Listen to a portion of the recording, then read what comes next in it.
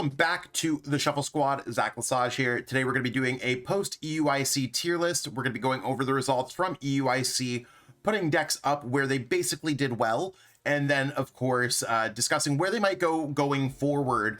Are there any hopes for some of these decks that might not have won EUIC? Because only one deck could win, right? So if that sounds great, give this video a like, subscribe to the channel, and let me know what decks you want to see on this channel as we get ready for our next major event in Vancouver. We're going to kick off with the deck that actually ended up winning it all, and that is the Cloth Terapagos deck.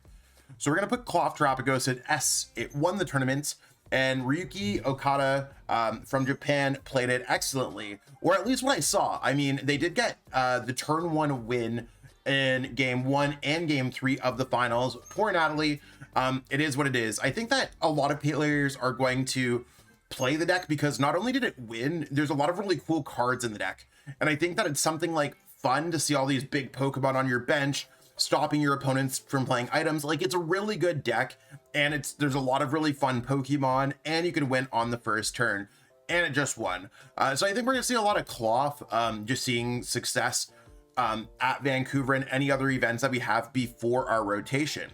Now, if we look at other things, we have Dragapult Dusnoir, the runner-up deck that Natalie played. That was arguably the most played deck at EUIC, and I don't really see much of that changing going forward. It got its second, it's got its top 8, it had placements in the top 16. I think the deck is just good.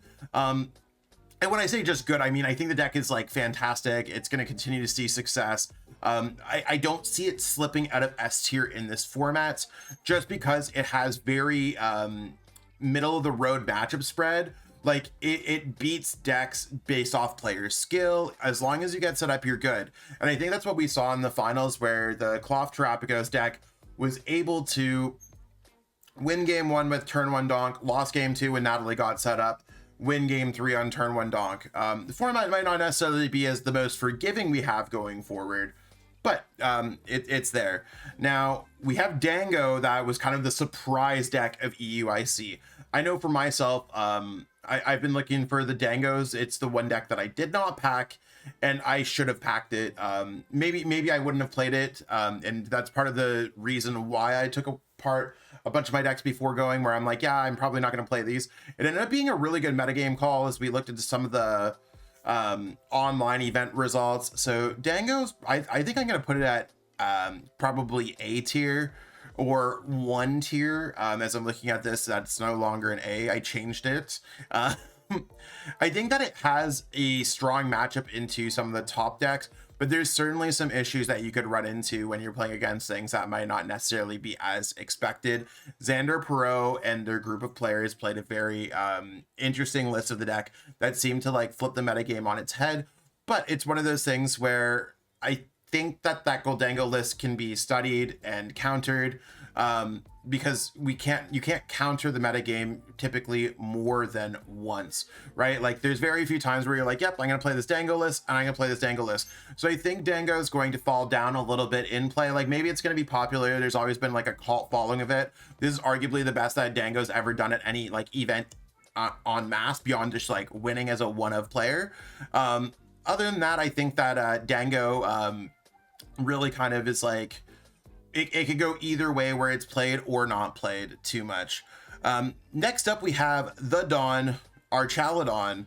And sometimes it plays Dialga, sometimes it doesn't. I played it and made around top 100, and I like 130th or something with Archaludon, no Dialga. And then we had Simon make all the way to Simon or Simone make top 4 with the deck. So that was really cool. I think that Archaludon is good against Miraidon. It's good against Dragapult. It's good against a lot of these decks, but a lot of people playing Dango countered the deck. And I think that it's again, I think that the bridge is probably going to see more popularity as we go forward, because it's an easy to play deck, and it's just effective Pokemon gameplay where you're like attack, attack, attack. So when the deck is easy to pick up, I think it's going to be one of those things where it's a lot easier for people to kind of play that. The next deck that we have is Snorlax. Now, Snorlax, quite a popular deck as well at EUIC. I didn't see like a whole bunch around me when I was playing, but I think Snorlax is going to really like get into that one tier. There were 2 copies in the top 8 of the tournament. Now, Snorlax having answers against a decent portion of the format, like maybe Tragos, not the best matchup, the Cloth Tragos deck, but you could just trap some Pokemon out there pretty reasonably. So against a lot of the top decks heading into EUIC, Snorlax could just take advantage of those matchups. And I think like it's one of those things where Snorlax probably anytime it sees heights, it goes down. So I think now that we saw 2 spots in the top 8, I think the deck just has to go down. We have Dragapult Charizard. I only really saw Oscar Madsen playing it to pretty high success, so I think I'm going to put this deck at like the 1.5 tier. To me, this is really one of those mystery decks of the metagame because we've seen it see success kind of. Dragapult Dusnoir has outshined that success, and I don't know really where to put it after that because I think that Dragapult Charizard is just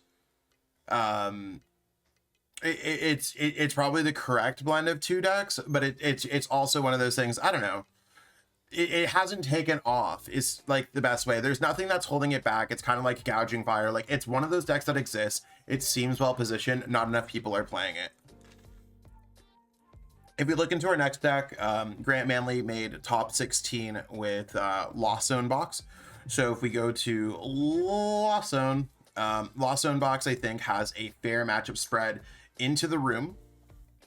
Certainly there might be some issues that you could play from playing a Lost Zone box deck. Anyone who played it, oh, that's totally not the right Lost Zone box deck. I clicked Lost Zone there, and I should be clicking on another Lost Zone deck. It's got to be here. There we go. I literally made all these icons myself. I should be able to find them. Sometimes it does them out of order, okay? So Lost Zone box, it has a strong matchup against decks like Archaludon because you can use your Pikachu, knock out them, they can't knock you out in return. And there's other like strong matchups that you have against like stage 2 Pokemon EX decks. Like it's really like, if you know what you're doing with Lost Zone box, it can be great. There's definitely some matchups you might not want to run into. Something to consider when it comes down to it. And I think that's where it's going to be like at the 1.5. I don't really see any more, like I don't see more play for the deck, but maybe there will be. As we continue to go down, we see another Dango, we see Dragapult, and we're going to see a Regidrago. Regidrago is pretty interesting in the metagame. I think like it doesn't like have its like it hasn't been fully explored when it comes down to it. I think Regidrago is probably what I'm going to be putting at tier 2. I just don't think it's been as explored as what we want it to be in this metagame. I don't know if I could put it at 1.5. Like, sure, we did have 2 within the top 32. And maybe that's where I have to put it at 1.5. I just don't think it's like as well positioned as what players are making it sound. Like there's a lot of top decks out there that might just beat it. So it's to be considered. I don't know, maybe we put it at 1.5 for the sake of today. Gardevoir is another deck where there was a handful in the top 32. Didn't really go too much further than that. And I think Gardevoir I'm probably going to end up putting right into this category again, where it's just like, we had the best Gardevoir players in the game playing Gardevoir. Gardevoir didn't really convert as well as we wanted it to. Matchups don't really lie on a scale of 4,000 players competing or 3,500 players competing. So I think Gardevoir is probably just going to end up being right there. I've actually never done a tier list where we go from the decks that do the top down like this. It's kind of cool. And I think the next newest deck that we have, or the next deck, is Charizard. Charizard to me kind of fell down a lot. I think it's tier 2. Charizard, while it has some strong matchups against decks like it could do well against Terrapagos, it can hold its own against Archaludon. It just didn't really convert well at EUIC, and it didn't really go deep. Like there was a few in the top 64, like one in the 32, one in the 64. But I think like it was more or less people just hitting kind of peaks in our new tournament structure where we have 9 runs day 1, 4 runs day 2. You could really just like avoid some tough matchups here and there. So If we continue to go down, I'm looking down my list. Charizard. We have our first Miraidon in the top 32. I think I'm gonna put Miraidon above Charizard, but not too much above Charizard. I think Miraidon was one of the bigger flops.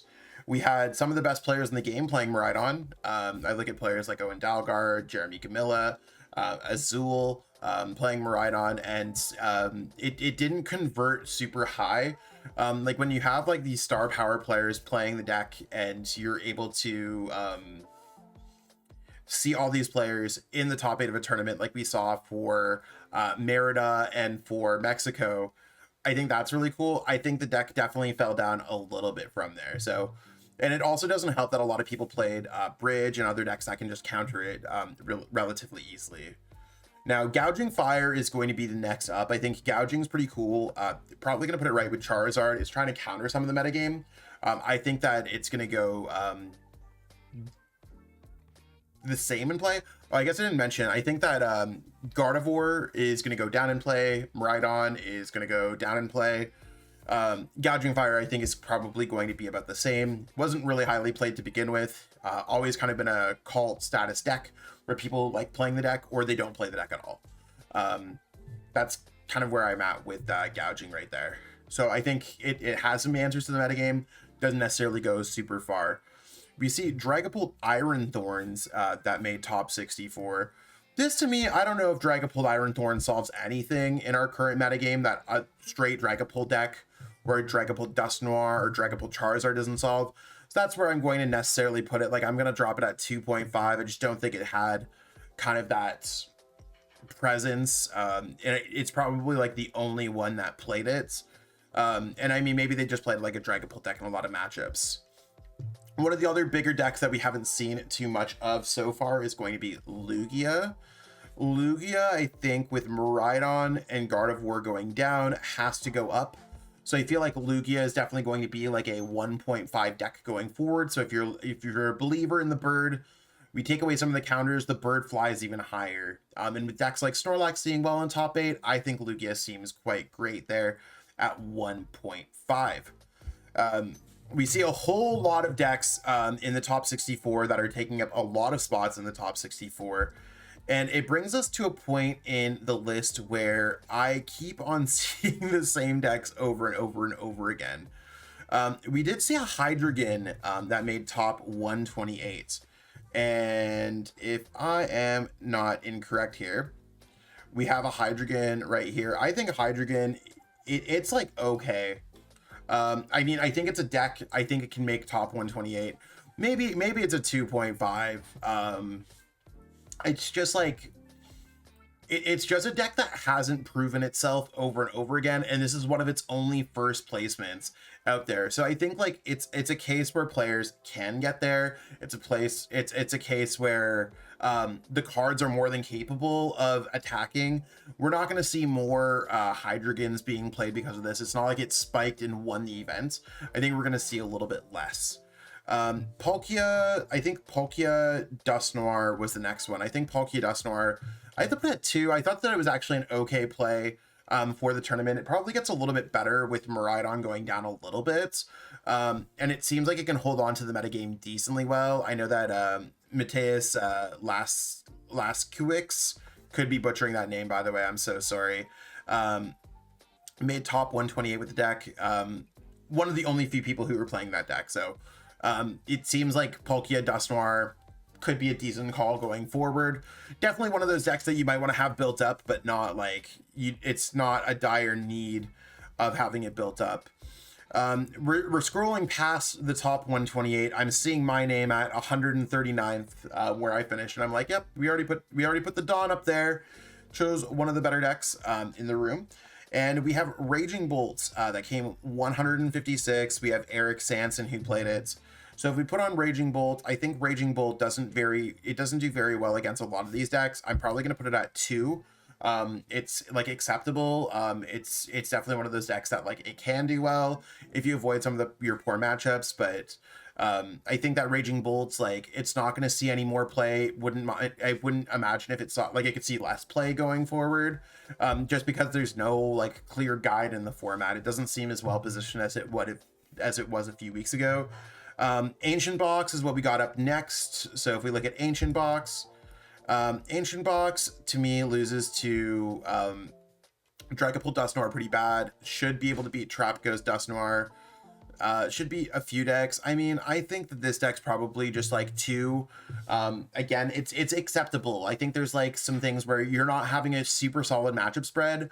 You're either hitting a bunch of good matchups and doing really well, or you can hit some rough matchups and have an off day. Deck doesn't seem terribly positioned at all. Doesn't seem amazingly positioned right now. I think it's appropriately at number 2. There was a Terapagos Noctowl, like a Terapagos Dusnoir deck. I think Terapagos Dusnoir doesn't really hold its own very well. I think it's going to be at a 2.5. Really kind of just falling out of the metagame a little bit. Probably not going to see any more play. Same thing with a lot of these other decks. Like these decks here at this point, unless we've somehow missed an S or a 1, which I don't see, these decks are just probably going to see less play going forward. And I'm just scrolling through the list at this point where I'm just like, oh, there's a Pidgeot control. Pidgeot to me is a deck that's it's up there, but it's going to see less play. It's not seeing that top 8 per regionals that it was in previous formats. I think it just has to see less play by default unless like some particular group of Pidgeot control players decide to play the deck for Vancouver. We're also going to see straight up Iron Thorns with Lugia going down. I think Iron Thorns probably just goes into this category of not its. I mean, maybe it's better against Dragapult than what I want it to be, but I just don't see how has the best matchup spread across the board. Probably just going to put it down there at 2.5. And I'm going to probably switch my views because there was 350 players who made it.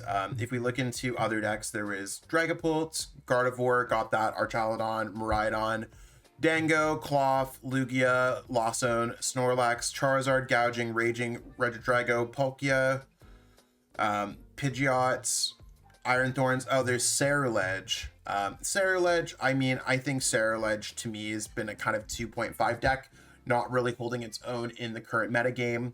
That to me makes a lot of sense. There was a Greninja deck that did well.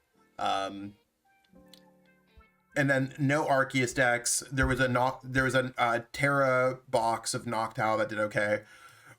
So here we're left with a few decks that might be okay. So I think Lost Tina lost its way in the metagame, not really seeing success. I think attacking wall stalls never really got its flowers in this metagame, and it could have done quite well. But I'm going to put it at 2 because it never saw all the success. Charizard, Terapagos, lesser deck than necessary. Roaring Moon definitely would lose to a lot of the top decks. I think we're going to put this one at 2.5. Gigas, no one's playing it. It's just going to go at the bottom tier. If you don't like that, play it to the next major event. You got this, right? Palkia, Terapagos, really kind of falling off there. Future Box, no one's playing it. Frostlass Monkey Dory, no one's playing it. Festival Lead, no one's playing it. For Alligator, just because it did well in Champions League, I'm gonna put it at 2.5. Dragapults, I'm gonna put this just Dragapult Pidgeot. We'll put this one at, I just want to double check to make sure that Vinny Fernandez's list. Yeah, it played Dragapults, Blood Moon. They didn't. Dragapult Pidgeot just isn't really played. It would be more like straight Dragapults. So if we look at Dragapult Pidgeot, just not as good as Dragapult Dusnoir. Conkeldurr, no one's really playing. Chen Pao, no one's really playing. Arc, Dusnoir. I think the Dusnoir decks get a little bit more, and then Arc, Armarouge, I'm going to put at 2.5. I think this is where I'm going to put the list right here for right now. I know I'm kind of speeding through that last little bit, but it's one of those things where like we have a bunch of decks that just did not make day 2 at EUIC. They're going to hit the 2.5s and the 3s for the most part. And I think that this is really like a fair representation of how EUIC went. And of course, we'll have an update before Vancouver Regionals next week as well, or any other events that are going. I need to check my calendar and make sure that we're all on the same page. But right now, I think that this seems like a pretty accurate tier list. And I hope you all enjoyed watching this video, whether you're playing in an event or just kind of watching for fun. I appreciate all y'all, and stay tuned for more great content. Peace out and have a great one. Want to support the Shuffle Squad? Be sure to check out all of our sponsors in the description to pick up Pokemon TCG singles, sealed, and PTCG live codes.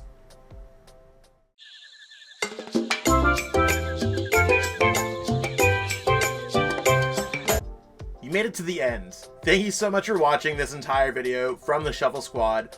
Honestly, from the bottom of our hearts, we appreciate each and every person that supports our content, watches what we have going on every single day, every single week, even from time to time, and continuously allows us to have a forum to project our creative content towards the Pokemon TCG community. So if you haven't already, be sure to give this video a like, subscribe to the channel, and even leave a comment to help boost the YouTube algorithm. That being said, we'll catch you with our next video. Thanks again. Take it easy.